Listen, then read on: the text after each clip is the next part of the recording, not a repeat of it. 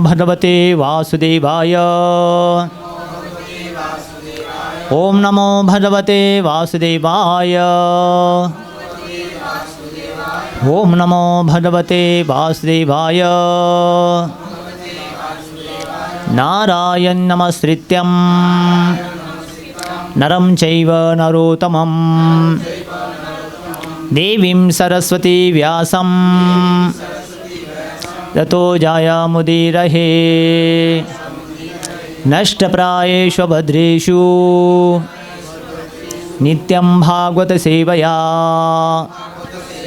भगवती उत्तमश्लोके भक्तिर्भवति नैष्टिकी। कृष्णाय वासुदेवाय देवकी नंदनाय च नंदगोपकुमाराय गोविंदाय नमो नमः। तो प्रथम स्कंद चौथा अध्याय श्लोक नंबर 12 और अध्याय का नाम नारद का प्राकट्य, नारद मुनि का प्राकट्य। यह अध्याय। शिवाय लोकस्य भवाय भूतये ये उत्तम श्लोक परायणा जना जीवन्ति न आत्मा शमसो पराशयम् मुमुच्च निर्विध कृत तलेबरम।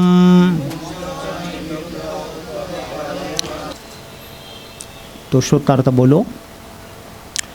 जो लोग भगवत कार्य में अनुरक्त है वे अन्यों के कल्याण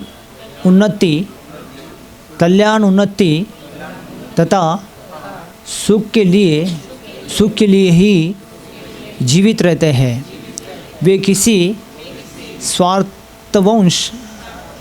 स्वार्थवंश जीवित नहीं रहते।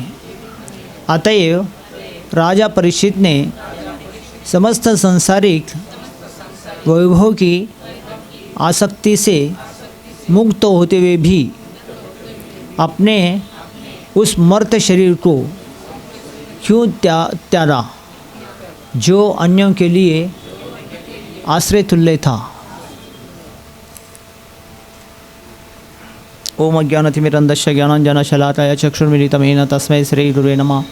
मुतं करोति वाचालं पन्नुमनन्दायते द्रियकृपातमं वन्दे श्रीगुरुदीनतारिणम्। किसका प्रश्न है? ये प्रश्न कर रहे हैं सुत गोस्वामी को। हाँ, सुत गोस्वामी को प्रश्न पूछ रहे। बहुत अच्छा प्रश्न पूछा उन्होंने। ये सबके जीवन के शिक्षा के लिए ही। तो पूछा उन्होंने, क्या पूछा?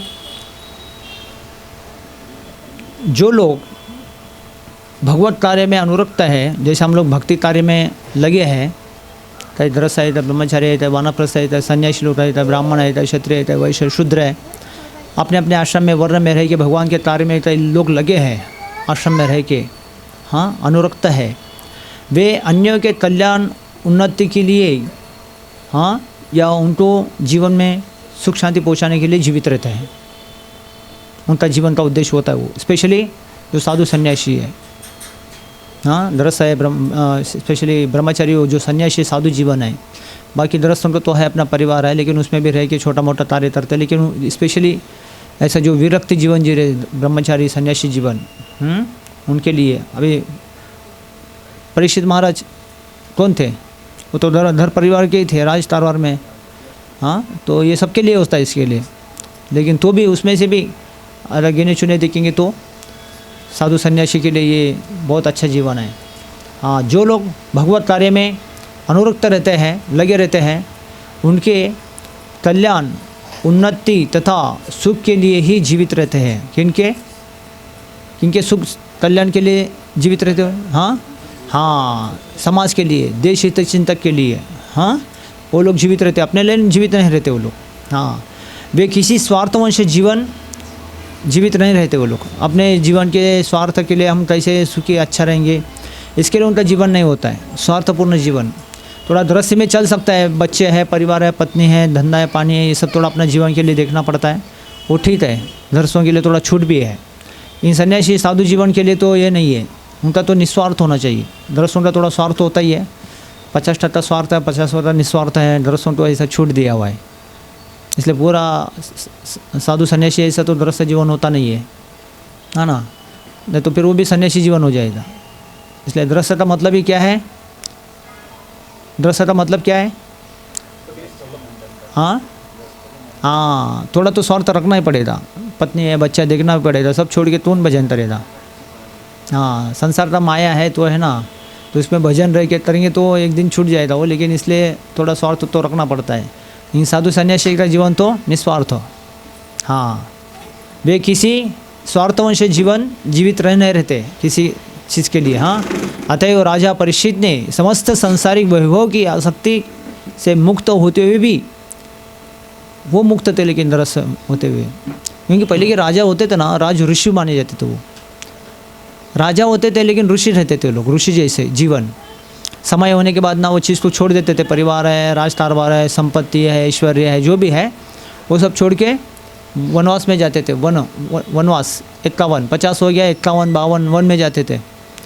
इसलिए ऐसा उनका एक आदर्श जीवन था पहले के राज ऋषि। अभी के राजा है ऋषि नहीं, लेकिन अभी राज करना चाहते लेकिन ऋषि जैसा जीवन नहीं है।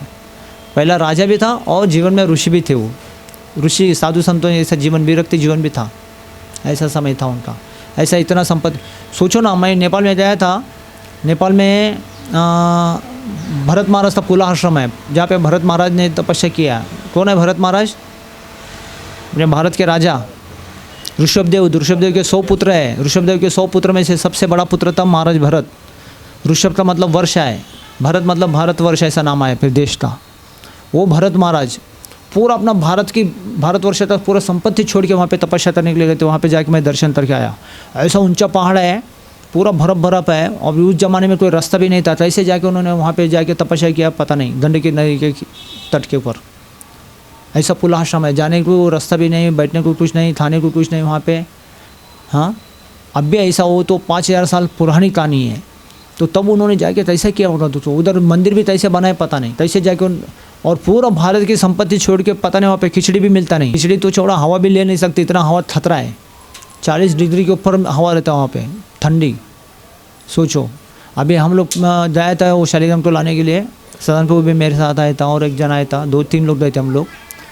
तो गाड़ी तो ऐसा स्ट्रेट गाड़ी, ऐसा पलटी इधर इधर जाए, ख़त्म, कहाँ जाएंगे पता नहीं। पूरा गाड़ी ऐसा हिल रहा था हमारा, ऐसा होके जा रहा था जिप में। तो 5 या 10 के स्पीड से गाड़ी चल रहा था। सोचो, 50-60 नहीं, 5 या 10 के स्पीड से गाड़ी ऐसा। और उतरते टाइम में तो ऐसा गाड़ी धुड़ुक ऐसा करके जा रहा था, रास्ता ही नहीं है। लेकिन मैं सोचा, बेचारा कितना आसक्ति होना चाहिए उनका, पूरा भारत की संपत्ति छोड़ के उधर तप करने बैठा। मतलब सोचो, वहाँ पे उन्होंने ऐसे महादेव के पिंड के सामने, उनका मूर्ति बना हुआ है, महादेव के पिंड में ऐसे महादेव के पिंड के सामने बैठ के दर्शन करके आया। मैं उनका चरण में दर्शन करके आया हूँ। महादेव तभी आशीर्वाद, अरे इतना वैरागी तपस्वी महात्मा। मैं तभी ध्यान जब करता होता हूँ, उनका दर्शन होता मेरे को, तभी बैठता हो। तो ऐसे जगह जाके मेरे को, जहाँ पे भी जाता हूँ, बैठ के थोड़ा जप करके दर्शन करके आता हूँ, ताकि तभी ध्यान याद करे तो छवि दर्शन होता है। ऐसे महात्माओं का दर्शन मेरे को बढ़िया, वो तपस्या, उनका तपोभूमि है ना, वो तपोभूमि में जाके कोई दर्शन करता है, आशीर्वाद लेता है, तब की शक्ति बढ़ता है, अपना भक्ति की शक्ति। मन कभी हटेगा नहीं चीज़ों से। ऐसे जगह भारत में। तो बोलने का मतलब है, महाराज भरत पूरा पृथ्वी का संपत्ति छोड़ के, क्या है वैरागी जीवन। देखो ना, हम एक छोटा परिवार को छोड़ के आ नहीं सकते, 4 लोगों को खिलाने पिलाने वालों को, या एक 50 लाख 1 करोड़ 2-4 करोड़ होता है तो कितना आसक्ति बढ़ता है संसार में, कौन छोड़ के जाएगा। मेरे को क्या था ऐसा, लेकिन ये पूरा पृथ्वी का संपत्ति। भारतवर्ष मतलब क्या है, केवल भारत देश नहीं, पूरा पृथ्वी आता है, और उसका वो राजा था। और फिर इतना उसके नाम से पैसा, सोना, चांदी, संपत्ति हो रहा, सोचो राज कारभार में। लेकिन बेचारा सब छोड़ के उधर तप करने गया था, जहाँ पे हवा भी लेने मुश्किल है, पानी पीने भी मुश्किल है, पानी भी बर्फ बन जाता है। ऐसा जाके वहाँ पे ऐसे जगह जाके तप करके आया। क्या तपस्या का जीवन, देखो दृश्य जीवन थे, लेकिन वहाँ पे जाके तप करके बैठा। पूरा भारत की संपत्ति कौन छोड़ेगा, पूरा पृथ्वी का संपत्ति, कितना सोना हो रहा, कितना पैसा हो रहा, फिर कितना ऐश्वर्य होता उनका, सोचो। लेकिन सब छोड़ के बेचारा उधर। मैं भी सोचा, क्या हमारे राज ऋषि लोग थे पहले के, ये शास्त्र में इसलिए किताब में छुपी उनका नाम वर्णन, हाँ, ये तथा आता नहीं उनका, क्योंकि ऐसा उन्होंने किया भी है कार्य। इसलिए तो भागवतम में भी उनका वर्णन आता, भरत महाराज की कहानी 7वें इसमें आया था। तब उसके बाद वो हिरण की कहानी आता, फिर हिरण की उन्हीं में चले था बाद में भरत। सोचो, वो तथा हम चर्चा करेंगे। तो ऐसे ऋषि लोग थे, राजा भी थे लेकिन ऋषि भी थे, ऋषि के गुण भी थे। ऋषियों में, साधु में जो गुण होते हैं ना, किसी चीज़ में आसक्ति नहीं, छोड़ देना है, समय छोड़ दिया, वो ऐसे ऋषि लोग थे। राजा होते भी, संपत्ति इतना होते हुए लेकिन समय आया छोड़ दिया, खत्म। प्रभु रामचंद्र भी राज्य ऐसे ही था, समय आया छोड़ना छोड़ दिया, 14 साल वनवास जाना जान दिया। ऐसे पहले के राजू ऋषि लोग ऐसे हैं, जो चित्रकेतु महाराज, भरत महाराज, प्रहलाद महाराज, ध्रुव महाराज, अमरीश महाराज, पांडु महाराज, परीक्षित महाराज, फिर उनके पुत्र पौत्र, हाँ, पांडव, सब ऐसे राज ऋषि लोग थे सब।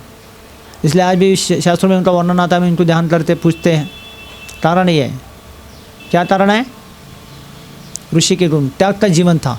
ऐसे कोई व्यक्ति अपने जीवन में सब होते हुए थोड़ा तो त्याग दिखाता ना, उसमें लोगों को क्या होता है, उसमें उसको लोगों को बहुत दया बढ़ता है। नहीं तो जितना इकट्ठा करके रखने की संपत्ति, इकट्ठा करके रखने की इच्छा भावना होता है ना, लोग उसको ज़्यादा खोजते नहीं है। ये क्या लो भाई, क्या है, निंदा करते लोग उसका, और वो भी सुखी रहता नहीं है। लेकिन इतना होते हुए थोड़ा भी अगर त्याग की भावना दिखाता ना, चलो 1-2 घंटा भी समय निकाल देता है, तो भी लोग सोचते, अरे इतना होते हुए कुछ कर रहा, अच्छा है, चलो। और रात तो उसमें ही भागता है, उसमें ही खाता है, क्या जरूर भी नहीं है इतना कष्ट उठा के करना ही चाहिए, करना चाहिए जब जरूरी है, जरूर नहीं तो इतना किसलिए करने का। तो ऐसा भौतिक इच्छाओं की भावना को बना के रखते जीवन चलाते ना, लोगों को उसके ऊपर ये होता नहीं है, हाँ, दया बढ़ता नहीं है। मैं उनको थोड़ा हाथ जोड़ूँ, उनको मैं प्रणाम करूँ, उनको एक करूँ, होता नहीं है। लेकिन वो चीज़ों को थोड़ा छोड़ के त्याग की भावना रख के कुछ करता ना, धर्म के लिए, समाज के लिए, देश के लिए, है ना, या दूसरे जीवों के लिए ना, लोगों को भावना होता है उनकी, मैं सेवा करूँ, उनको याद करूँ, उनको प्रणाम करूँ, उनको जाके दर्शन करूँ, ऐसा होता है। इसलिए तो त्याग में क्या होता है, त्याग में त्यागात शांति मुच्छते भगवान बोलते हैं। क्या होता है? हाँ, त्याग में शांति होता है। और भौतिक चीज़ों के इकट्ठा करके रखने की इस चीज़ में शांति नहीं मिलता, वो उल्टा अशांत हो जाता है। इसलिए गीता में भगवान बोलते हैं त्यागात शांति मुच्छते। जितना त्याग की भावना होगा उतना उसको शांति प्राप्त होगा, और जितना इकट्ठा करके रखने की भावना होगा इतना वहाँ शांति हो जाएगा, उतना उसको खुद को भय पैदा होता है। जितना संपत्ति इकट्ठा करेगा ना, उसको खुद को उसको विपत्ति पैदा होता है, ऐसा होता है। और जितना संपत्ति कम होता है ना, उतना उसको ज़्यादा प्रॉब्लम होता नहीं। और कुछ भी रहता नहीं संपत्ति, तो उसका कुछ भी विपत्ति भी नहीं होता फिर। तो तुकाराम महाराज अभंग लिखता है, तुकाराम महाराज ऐसे कुटिया में बैठ के भजन करते थे।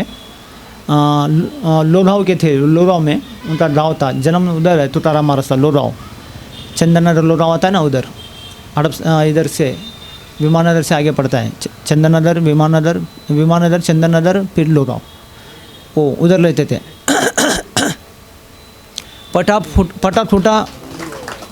फटा झोपड़ी में रहते थे वो।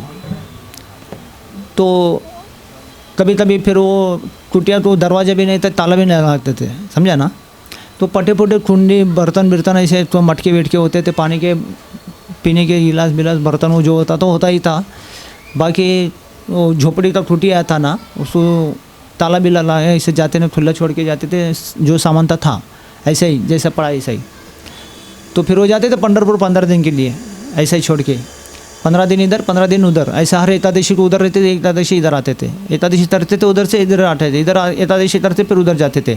ऐसा महीने में 2 बार पंढरपुर जाते थे वो, 2 एकादशी आता था, 2 एकादशी ऐसा करते थे वो। तो 1 दिन 2 दिन रुकना पड़ता था महीने में 2 बार, समझो। तो लोग पूछते थे, अरे तुकोबा तुझे घर आपका घर का कोई चिंता नहीं कि आपके घर में ये सब सामान पड़ा, ये पड़ा है, ऐसा। तो तुकाराम महाराज बोलता है, मैं जाता हूँ तो ना, वो गाँव के कुत्ते आके बैठ जाते, तो मेरे को चिंता नहीं रहता, कुत्ते रक्षा करते हमारे। उधर कुटिया खाली है तो कुत्ते आके सो जाते थे, इसलिए वो घर में चोरी कुछ नहीं होता था, समझा ना। हाँ, कोई भी आता तो कुत्ते भुगते थे ना, और घर में कोई आता नहीं, क्या सामान थोड़ा बहुत है बस, लेकिन कुत्ते रहते थे, सोते थे, घूम के फिर के बैठ जाते थे। तो कुत्ता हमारे घर रखवाली करते थे, इसलिए मेरे को कोई चिंता नहीं, मैं जाता हूँ, ऐसे बोलते थे। क्यों? कुछ नहीं घर में, और जो भी है वो कुत्ते देख ले रहे, मेरे को कोई चिंता नहीं बोलते थे। अब अभी भी गांव में देखो, जिधर जो खाली कुछ पड़ा होते तो पता चला कुत्ता उसमें जाके घुस जाएगा और बैठ जाएगा आराम से, ऐसा। तो कुत्ता रखवाली कर, फिर कुत्ता जिसमें है उसमें कोई जाता तो कुत्ता भूंगने लगेगा। इसलिए तुकाराम महाराज बोला है, मेरा अगर कुत्ता रक्षा कर लेता मैं जाता तो मेरे को चिंता नहीं रहता, ऐसा बोला है। हाँ, तो जितना जो रखता है इसलिए वो इतना विपत्ति में रहता है। इसलिए त्यागा शांति मुच्यते, जितना आवश्यकता से ज़्यादा कोई इकट्ठा करता है ना, तो आवश्यकता से ज़्यादा उसको शरीर में पीड़ा हो जाता है, अशांति हो जाता है, दुखी हो जाता है वो, और चाहिए, और आशा तभी खत्म होता है, और चाहिए ऐसा आशा करते रहता है, आशा करते करते निराशा हो जाता है। तो अभी घर परिवार में होने के बाद क्या होता है, ये तो करना ही पड़ता है, सर्विस है, बिजनेस है, फैमिली मेंटेन है, बच्चों का पढ़ाई है, शादी, घर, ये सब करना ही पड़ता है। तो संपत्ति चाहिए उसके लिए, गृहस्थों के लिए। एक साधु सन्यासी के लिए ठीक है चलो, लेकिन गृहस्थों के लिए तो चाहिए। तो चाहिए तो कितना चाहिए, अपना एक टारगेट बनाना चाहिए, उतना चाहिए। कितना चाहिए जीने के लिए, अपने तैयारी के लिए, उतना टारगेट एक बना के उसका तैयारी करना चाहिए। केवल कमाते रहो, मेहनत करते रहो, उसका उद्देश्य ही पता नहीं कितना कमा रहा है। 1 करोड़ वाला कमाता है, 2 करोड़ वाला मेहनत करता है, 3 करोड़ वाला, 10 करोड़, 50 करोड़, सब लोग करते ही रहते, कोई बैठ के खाते ही नहीं, किस लिए करते पता नहीं। कितना भी करो, खाना कितना है उतना ही है। क्या ज़्यादा कमा रहे हो तो ज़्यादा खा रहा है, ऐसा कुछ भी नहीं। और फिर ज़्यादा हाँ सोता है, ऐसा भी नहीं है। उल्टा टेंशन में खा नहीं सकते, सो नहीं सकते, इसलिए ऐसा। और जितना संपत्ति होता है उसका आदमी को इतना विपत्ति होता है इसके लिए। इसलिए अभी घर परिवार में दरअसल तो अभी ये चीज़ लगता ही है, तो लगता है तो ज़रूर कमाना चाहिए, रखना चाहिए, लेकिन ज़रूरत से ज़्यादा नहीं, जितना ज़रूरी है उतना ही करना चाहिए। ज़्यादा करते तो फिर प्रॉब्लम अपने को होता है, फिर आपको कभी उस चीज़ शांति नहीं देता, पूरा ध्यान है ना वही चीज़ में रहता फिर। हाँ, और स्पेशली क्या है, फिर मृत्यु के समय में उसका शरीर को पीड़ा उसका ही होता है ज़्यादा, कि जो चीज़ है मन में रखा है, किसको नहीं बताया सूक्ष्म रूप में, जैसे संपत्ति है, प्रॉपर्टी है, ज़मीन, वो हम किसको बताते नहीं ना। बाकी चीज़ें तो बताते हम लोग, लेकिन ऐसा कोई चीज़ होता है हमारा बैंक अकाउंट नंबर होता है, समझो कुछ है ना, तो वो किसको नहीं बताते हम लोग ना। तो मृत्यु के समय ना वो सूक्ष्म शरीर को तकलीफ करता है, वो मन उधर पड़ा रहता है, फिर इसलिए तो शरीर से प्राण जाता नहीं ना, उसको तड़प होता है उसका। इसलिए कम से कम क्या करना चाहिए, जितना अपने को ज़रूरत है उसको करना चाहिए। और कम से कम अपने पत्नी को, नहीं तो पति है तो पत्नी को, पत्नी है तो पत्नी के नाम से तो पति को, दोनों को इतना पता होना चाहिए। और फिर बच्चों को भी विश्वास है तो बच्चों को भी बता के रखना चाहिए। हाँ, ऐसा किसी को न बताते हुए ऐसे छोड़ के चले जाता ना, फिर उसको तकलीफ होता है वो। हाँ, अपने घर वालों के एक दूसरे को पता होना चाहिए इतना कुछ, ताकि वो लोग उसको संभाल सकते हैं। और जाने से कुछ समय पहला भी अगर हमको लगता है ना, तो तुरंत उनको सौंप देना चाहिए। हाँ, अभी लॉकडाउन में ऐसा ही हुआ ना, कितने लोगों ने हॉस्पिटल में गया और लोग सोचा हम रिटर्न आ जाएंगे, लेकिन आए नहीं, उधर से उधर लॉकडाउन में मर के मशान घाट में चला गया। तो कितने लोगों का संपत्ति चला गया है ना, अच्छे लोगों का। एक बंगाल की माता जी थी, क्या उनका नाम था, इधर तालेवाड़ी से आए थे, तालेवाड़ी से। तो 20 तोला सोना वो सासू माँ छोड़ के चले गए, बोलते भाऊ बेटा इधर रुके आया था, उसका कागज पत्र वो कहाँ क्या रखता है कुछ पता नहीं, बोल रहे हो 20 तोला सोना मम्मी के पास था, कुछ बता नहीं प्रभु जी, ऐसा वैसा बोल के रो के धो के आया था। देखो, उनको लगा मैं हॉस्पिटल जाके ठीक आऊँगा पहले, इसलिए बहुत तो बेटे को क्यों बताऊँ, फिर वो लोग गड़बड़ करेंगे, ऐसे बोल के कुछ बताए नहीं। हाँ, बहुत लोग ऐसे ही सोचा ठीक हो के आएंगे, तब तक बताए नहीं, तो आए नहीं, फिर उधर से उधर गए, फिर उनका नाम तो सब चला गया, बैंक में डूब गया, किधर डूब गया कुछ पता नहीं, ऐसा। तो इसलिए बता के भी रखना चाहिए पहले से, और सौंप देना चाहिए। हाँ ना, नहीं तो दूसरों को भी नहीं, अपने को भी नहीं, बीच में कहीं किधर जाता पता नहीं। इतना उसको पकड़ के रखेंगे ना, अपने को विपत्ति तकलीफ होता है, समझा।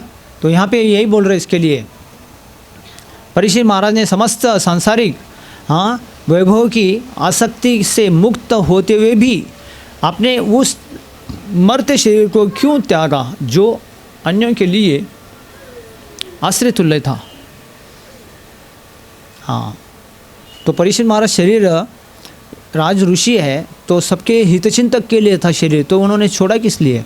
अगर कोई वैष्णव है, साधु सन्यासी भक्त है, तो वो शरीर छोड़ता है, छोड़ दिया शरीर किसी कारण। क्यों छोड़ दिया शरीर, क्योंकि वो शरीर तो समाज के लिए, देश के लिए, परोपकार के लिए था। तो यहाँ पे वो प्रश्न कर रहे वो फरीसी महाराज का ऐसा समय क्यों आया छोड़ने था, ताकि वो तो हितचिंतक थे दूसरों के लिए, समय तो आया नहीं था, लेकिन ऐसा उनको क्यों छोड़ना पड़ा, ये सनकादि ऋषि प्रश्न पूछ रहे। तभी वो कहानी चालू होता है, फिर फरीसी महाराज को जैसे शाप मिला, ये हुआ वो हुआ, अभी चालू हो जाएगा उसमें वो कहानी।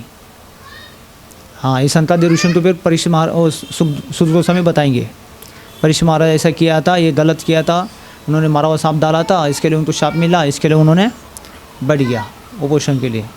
ऐसा तो हमारे जीवन में भी कभी कोई परिस्थिति आ सकता, पता नहीं। हाँ, इसलिए हमेशा रोज़ हमारे जीवन की तैयारी में हम रेडी रहना चाहिए अच्छे से। हाँ, सुख संपत्ति से समाधान रहना चाहिए हमेशा, खा के पी के रोज़ सुबह भगवान की भक्ति के तारीफ को करके, जप करके, साधन भजन करके सुखी संपन्न रहना चाहिए। कल का दिन भी, दूसरा दिन भी, तीसरा दिन, कोई दिन कैसा भी रहो, नो सुखी संपत्ति से रहना चाहिए। सब होते हुए दुखी आना, फिर जाने का दिन दुखी हो जाता है। सब होते हुए सुखी जाने का दिन सुखी हो जाएगा। ऐसा कोई प्रश्न है किसी को? तो तात्पर्य पढ़ता हूँ अभी। महाराज परीक्षित आदर्श राजा तथा ध्रस्त थे, क्योंकि वे भगवत भक्त थे। भगवत भक्त में स्वतः समस्त उत्तम गुण आ जाते हैं। महाराज परीक्षित इसके विशिष्ट उदाहरण थे। व्यक्तिगत रूप से उन्हें अपने अधिकार में उपलब्ध सांसारिक ऐश्वर्य से कोई आसक्ति नहीं थी, लेकिन चूँकि वे जनता की चतुर्दिक भलाई के लिए राजा बने थे, अतएव वे जनता के कल्याण कार्य में न केवल इस जीवन में अपितु अगले जीवन में भी सदैव व्यस्त रहना चाहते थे। वे कसाईधरों की या गोवध की अनुमति नहीं देते थे। वे ऐसे मूर्ख तथा उच्चों प्रशासक न थे जो एक जीव को तो सुरक्षा प्रदान करते और दूसरे का वध होने देते थे। देखो, ऐसे एक राजा आदर्श जीवन थे महाराज परीक्षित। द्रस्त जीवन थे, लेकिन भगवान के उच्च कोटि के भक्त थे वो। हाँ, भगवान के उत्तम श्लोकों को दान करते थे, इसलिए यहाँ पे उत्तम श्लोक का वर्णन आया श्लोक में। भगवान के अच्छे श्लोकों को स्थिति करते थे वो। हाँ, और व्यक्तिगत रूप में उन्होंने अपने अधिकार से ये सब करके दिखाया। ऐश्वर्य संपत्ति सब होते हुए कैसे उन्होंने अपने जीवन को एक विरक्ति जीवन बिताया उन्होंने। हाँ, एक आदर्श जीवन। तो राजा होते हुए सबके भलाई के लिए और हितचिंतक के लिए उन्होंने अपना कल्याणकारी जीवन उन्होंने बिता के दिखाया सबको। हाँ, अभी तो अगले जीवन में या जीवन में भी सदैव व्यस्त रहना चाहते थे और कोई भी जीव का वध करने नहीं देते थे। राजा ऐसे प्रेषित थे, किसी भी जीव का वध करते थे, स्पेशली गाय का वध करते थे, उस टाइम ना छूट देते नहीं थे। हाँ, पहले के राजऋषि लोग ऐसे थे। प्रभुपाद ने बोला था, परीक्षित महाराज राजा थे ना, वो लास्ट क्षत्रिय, उसके बाद राजा बने थे। परीक्षित के बाद महाराज शिवाजी महाराज, उनके राज्य में भी ऐसा ही था। कोई भी जुआ खेलने शिवाजी महाराज भी नहीं देते थे। शराब पीना नहीं देते थे। किसी का जीव का हत्या करना, गो हत्या नहीं करते थे। और किसी भी स्त्री पुरुष का कोई कुछ छेड़ा-छेड़ी करते थे, नहीं करते थे। सीधा हाथ पैर तोड़ने का ऐसा परमिशन था। तोड़ता छुरी है ही नहीं था, इसलिए सबके हाथ में तलवार, भाला, ढाल, ऐसे शिवाजी के राज्य के महाराज इसमें ही था कानून। हाँ, ऐसे कानून नियम में धर्म में लिखा हुआ है सब चीज़। तो शिवाजी महाराज भी ऐसे धर्म क्षत्रिय थे, समझे ना। उनके राज्य में भी अपने धर्म के कार्यों पर कोई हाथ अत्याचार नहीं करता था। जितने भी मंदिर मठ भारत में बचाए ना, वो सब शिवाजी महाराज ने बचाए। इसलिए पूरा भारत में शिवाजी महाराज को आज लोग पूछते हैं। हाँ, महाराष्ट्र नहीं, पूरा भारत में मैं बोल रहा हूँ, बंगाल, उड़ीसा, सब जगह। इसलिए सब देश के लोग, सब राज्य के लोग उनको मानते हैं। हाँ, अभी वृंदावन में भी कितने मंदिर तोड़ा उन्होंने, आज भी आपको देखने को मिलता है। मदन मोहन का मंदिर है, गोपीनाथ का मंदिर है, और उसके बाद गोविंद देव का मंदिर, 7 माले का मंदिर था। वो आगरा से दिखता तो आगे तोड़ता था वो। इसलिए वो मानसिंह राजा जयपुर से आया, मदन मोहन, श्याम सुंदर, गोकुलानंद, गोपीनाथ, श्याम सुंदर, दामोदर, हाँ, गोपीनाथ, ये सब तो जयपुर में लेके गया। श्रीनाथ जी, हाँ, सब नाथद्वारा में इधर उधर लेके गया। एक ही केवल ओरिजिनल जो गोस्वामियों की जो मूर्ति है ना वृंदावन में, वो राधा रमन लाल शालीग्राम से प्रकट हुआ था, राधा रमन लाल भगवान, वो एक ही है वृंदावन में जैसे का वैसा है। बाकी सब मूर्तियों उनको वो हमला कर रहा था, तोड़ रहा था ना, सब जयपुर में गया। तो राधा रमन लाल वो सैनिक तो, और उसको जैसा उतरता था घोड़े के ऊपर से ना, तुरंत उसको घोड़े के ऊपर बिठा के फिर आधा मिनट में आगरा पहुंचा देता था उसको। हाँ, उसको घोड़े के ऊपर बैठ के आने के लिए 4-6 घंटा लगता था, लेकिन 1 मिनट में उसको उधर फिर शिफ्ट कर देते थे घोड़े के ऊपर बिठा के। फिर उसमें वो डर गया, अरे क्या जादू का चमत्कार है ऐसा, सोच के डर गए, फिर आना ही छोड़ दिया उधर। फिर राधा रमन लाल को छोड़ दिया। फिर बाद में बलराम जी का मंदिर, दाऊ जी का मंदिर वृंदावन में है, उधर भी ऐसा ही किया। तो दाऊ जी भी वैसा ही किया, आओ मैं दिखाता हूँ ऐसा बोला। तो वृंदावन में भी वो दाऊ जी के मंदिर के पास भी जब जाता तो तोड़ने के लिए, वो बलराम जी भी ऐसा ही करता था, अपना बल की शक्ति से उसको घोड़े के ऊपर बिठा के तुरंत आगरा पहुँचा देता था। वो भी सोचा अरे इधर भी जादू का महिमा है, शक्ति है। फिर वो बलराम जी के मंदिर को भी छोड़ दिया उन्होंने, उसको तोड़ नहीं पाया। फिर राधा रमन लाल तो भी कुछ नहीं कर पाया। हाँ, बाकी हरिदेव मंदिर है, 3 मंदिरों को छोड़ दिया, बाकी सारे मंदिरों को हमला पहुंचा उन्होंने वृंदावन में। ऐसा बाद में गोपीनाथ, श्याम सुंदर, गोकुलानंद, राधा दामोदर, हाँ ये सब जयपुर में आज भी है देखो। तो बाद में फिर मराठा मावले ने जाके बहुत अच्छा रक्षा किया मंदिरों की। तो इसके लिए तभी मंदिर की रक्षा भी, पूजा पाठ फिर गोस्वामी के द्वारा आज भी पूजा पाठ वृंदावन में चल रहा है देखो। तो इसलिए वो रक्षा, धर्म की रक्षा के नाम से मंदिरों की बहुत रक्षा किया, तभी आज इसलिए उनको भारत में देश विदेश में भी पूछते हैं। हाँ, धर्म की रक्षा। तो अभी जुआ करने के लिए, क्योंकि जो जुआ करता है ना, आदमी धर्म को घटा देता है, खुद को भी नाश कर देता, वो नाश हो जाते खुद भी। शराब पीने वाला भी खुद को नाश कर लेता है, समाज को भी नाश कर लेता है। हाँ, और उसके बाद मांस खाने वाला भी व्यक्ति खुद बर्बाद, वो दूसरे को भी बर्बाद करे दो। हाँ, ये धर्म की रक्षा नहीं होता, इसलिए धर्म के स्तंभ माने जाते हैं। क्या क्या स्तंभ है धर्म का? 4 स्तंभ है धर्म के, हाँ ना। हाँ, ये धर्म के स्तंभ नष्ट हो जाते हैं। नशा करने से धर्म नष्ट हो जाता है। क्या नष्ट होता है धर्म का? एक खंभा नष्ट हो जाता है। क्या नशा करने से क्या नष्ट होता है? हाँ, तब नहीं कर सकते, इसलिए कलयुग में सब लोग नशा करते हैं। चाय पीना भी नशा है, तंबाकू खाना नशा है, हाँ ना, गुटखा खाना नशा है, स्मोकिंग करना नशा है, सब कहीं ना कहीं लगे नशे में। इसके लिए लोग तपस्या नहीं कर सकते, उपवास नहीं कर सकते कलयुग में। भूख लगता है, नशा करने से लोगों को आग लगता ना पेट में। हाँ, इसके लिए सब नस्ली चीज़ें करते हैं। सिंपल बहुत बोला, जो धर्म की रक्षा करेगा तो क्या होगा? धर्म उनकी रक्षा करेगा, और जो धर्म की रक्षा नहीं करेगा तो धर्म उसकी रक्षा नहीं करता है। तो धर्म उसकी रक्षा किस रूप में करेगा? धर्म तो साक्षात भगवत परिणीत, भगवान उसको रक्षा करेंगे वहाँ पे। इसलिए पांडवों को भगवान ने क्यों रक्षा किया? कारण क्या था? हाँ, वो धर्मवादी थे, धर्म के पक्ष से लड़े, इसलिए भगवान उनको बोला, भगवान ने बोला ना, मैं किसी का पक्षपात नहीं, मैं किसी का शत्रु नहीं, मैं सबका मित्र हूँ, सबका हितचिंतक हूँ मैं। युधिष्ठिर इसको भी बोला, अर्जुन को भी बोला, दुर्योधन को भी बोला था, वो जब सहायता मांगने गया था तो भगवान ने बोला मैं क्या हूँ? मैं किसी का पक्षपात, मैं किसी पक्ष में नहीं, मैं अपक्ष हूँ, मैं किसी का पक्ष का नहीं हूँ, मैं अपक्ष हूँ। समझा ना? हाँ, इसलिए धर्म जिधर है मैं उधर रहूँगा, ऐसे बोला। तो धर्म किधर था फिर? हाँ, जयस्तु पांडुपुत्राम, इसलिए जय पांडवों का हुआ। जयस्तु पांडुपुत्रा नाम येषां पक्षे जनार्दन, उस पक्ष में जनार्दन थे इसलिए उनका जय हुआ। येषां पक्षे जनार्दन, जयस्तु पांडुपुत्रा नाम, इसलिए पांडवों का जय हुआ। क्योंकि धर्म तो धर्म जहाँ पे है उधर भगवान रक्षा के रूप में रहते हैं, इसलिए धर्म उसकी रक्षा करती है। धर्म बोलते भगवान मेरा स्वरूप है, मैं उसकी रक्षा करता हूँ। और जो धर्म की रक्षा नहीं करते हैं तो धर्म उसका रक्षा नहीं करता है।